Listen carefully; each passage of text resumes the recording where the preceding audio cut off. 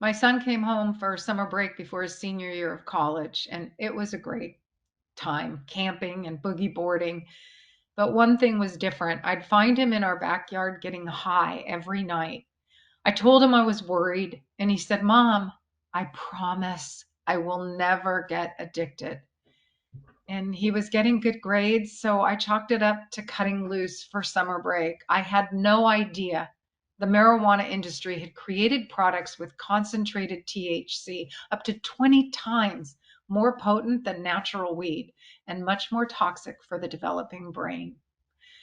When he came home 4 months later for winter break, he was a different person, dark and angry with a totally warped sense of his whole childhood. It was not Jack, who was so kind and funny and wise.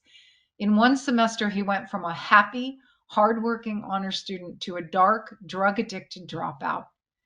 He did agree to meet with a counselor who told me he may have cannabis-induced psychosis. I'd never heard of it. I refused to believe it. He went back to school for spring semester, determined to turn things around.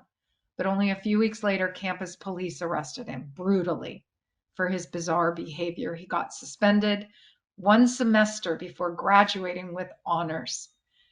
And that first year back home, we just thought his bad behavior was addiction. And if he could get sober, he would get better. But when he finally agreed to go to rehab, I heard those words for the second time: cannabis-induced psychosis. Rehab wouldn't take him. They said he needed to go to a psychiatric facility to be stabilized.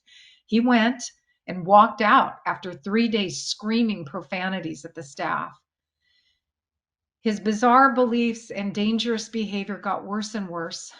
He started living in his car and doing meth with other homeless. He did jail time for petty crimes, and when he threatened to set himself on fire in front of a police officer with a gas can, they took him to the county psych hospital.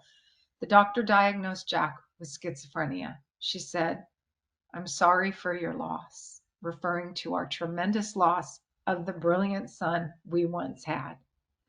After multiple arrests and hospitalizations and 6 years of suffering, my beautiful son overdosed on fentanyl a few blocks from our home. We lost our son twice, first to cannabis-induced psychosis, then to death.